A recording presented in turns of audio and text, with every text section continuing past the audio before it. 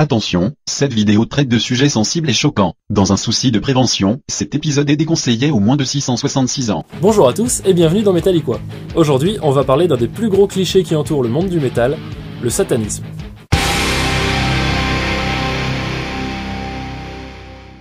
Et oui, vous en avez déjà tous probablement entendu parler, ou même été victime de ces remarques qui veulent que le métalleux soit forcément sataniste, parce que le métal, c'est la musique du diable, bah! Ces accusations remontent à bien longtemps, quand des groupes comme Black Sabbath jouaient des chansons avec des motifs très dissonants pour l'époque, tout en ayant des croix autour du cou et sur le manche de leur guitare. Sans parler du nom du groupe qui signifie sabbat noir, ces réunions de sorcières qu'on disait être des cultes au diable.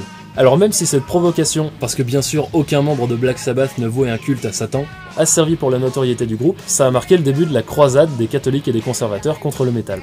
Toutes les raisons étaient bonnes pour traiter un groupe de satanistes. Ils parlent de l'enfer dans leurs chansons, ils portent des cornes de diable sur la pochette de l'album. C'est satanique. Il y a un passage de la Bible au début du morceau, et après il parle du diable et de son chiffre.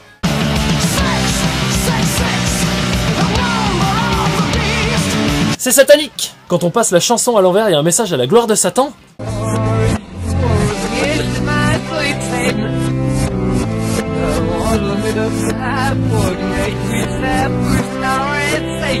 C'est satanique! Et bien sûr, tout ça est nié par les groupes qui rigolent bien de voir qu'il y a des gens qui sont obsessionnels à ce point-là. Après, il existe de rares cas où un groupe ou un membre d'un groupe est réellement sataniste, comme le chanteur du groupe Dayside dont j'ai parlé dans l'épisode 6, qui s'est fait marquer au fer rouge une croix inversée sur le front, et dont les paroles et les clips sont assez explicites.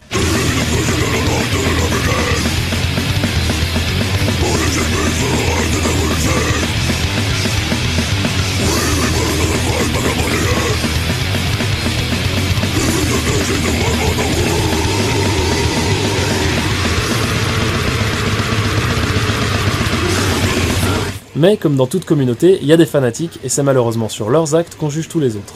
Donc les groupes réellement satanistes, il y en a très peu, mais par contre l'imagerie est très utilisée dans un but esthétique et provocateur.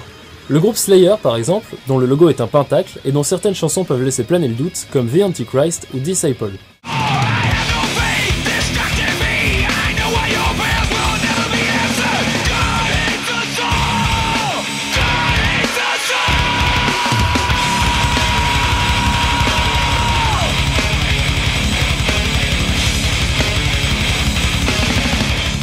Alors que Tom Araya, le chanteur-bassiste du groupe, est lui-même catholique. God doesn't hate. It's a great fucking title. When they wanted to make that an album title, I was like, God damn, that's fucking really good. I think it'll fucking piss a lot of people off. Et j'avoue qu'on peut pas trop faire une musique comme celle de Slayer en chantant Dieu et miséricorde, prions le Seigneur, ce serait pas super crédible. Non, je veux même pas essayer. Kerry King, le guitariste du groupe, sans être sataniste pour autant, clame haut et fort qu'il est contre la religion en tant que dogme. I like to take pot shots at religion because I think it's the biggest brainwashing thing that is totally acceptable in America and probably most every place else in the world. I think it's a load of shit. Et on le comprend un peu quand on voit ce qui se passe dans le monde avec les extrémistes religieux. Mais encore une fois, pas de satanisme, juste une image forte qui sert de provocation. Il y a un style de métal en particulier qui met l'accent sur ce visuel satanique, j'en ai déjà brièvement parlé dans l'épisode 2, il s'agit bien sûr du black metal.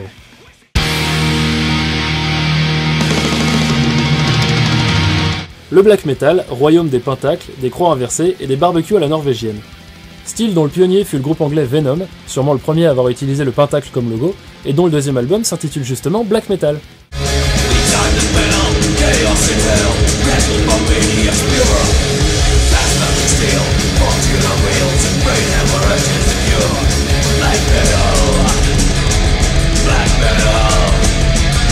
Cependant, le groupe ne joue pas de black metal, et il est même considéré comme appartenant à la fameuse New Wave of British Heavy Metal.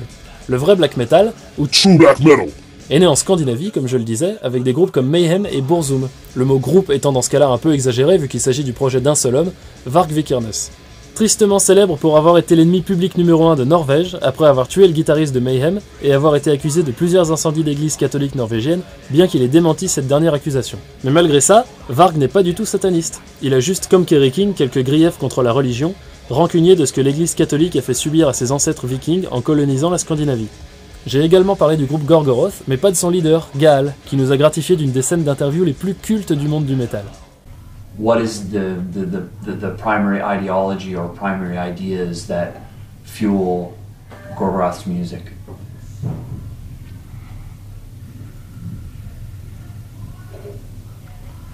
Satan.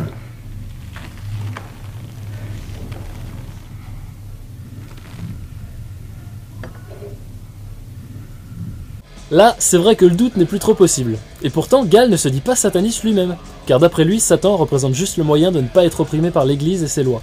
Encore une fois, il existe bien sûr des groupes réellement satanistes dans le black metal, mais c'est toujours un faible pourcentage, et c'est souvent des groupes avec un son dégueulasse au possible. Comme le groupe Phantom, dont les chansons ont l'air d'avoir été enregistrées avec ça.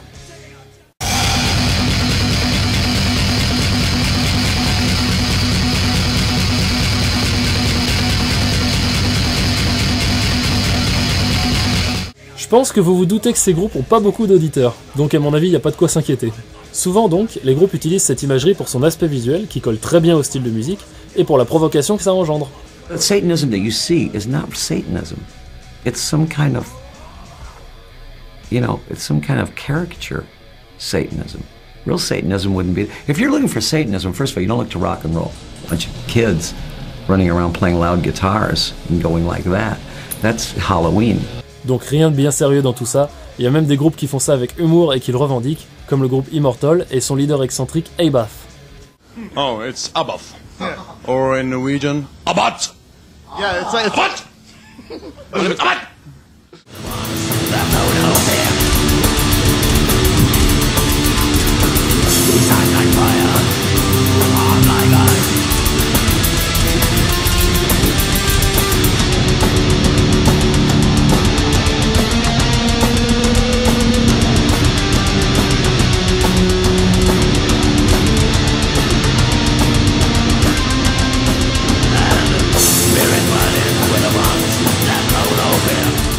Donc voilà, pour conclure on peut dire que malgré quelques rares cas isolés, le métal n'est pas du tout un genre de musique satanique, alors les Christine Boutin et autres parano-conservateurs, allez tous vous faire...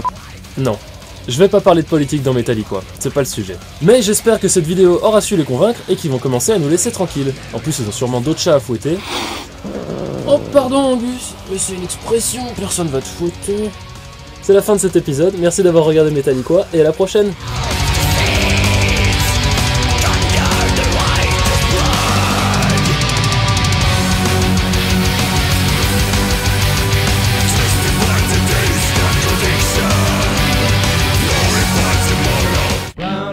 Get around, I get around, yeah, get around, round, round, I get around, I get around.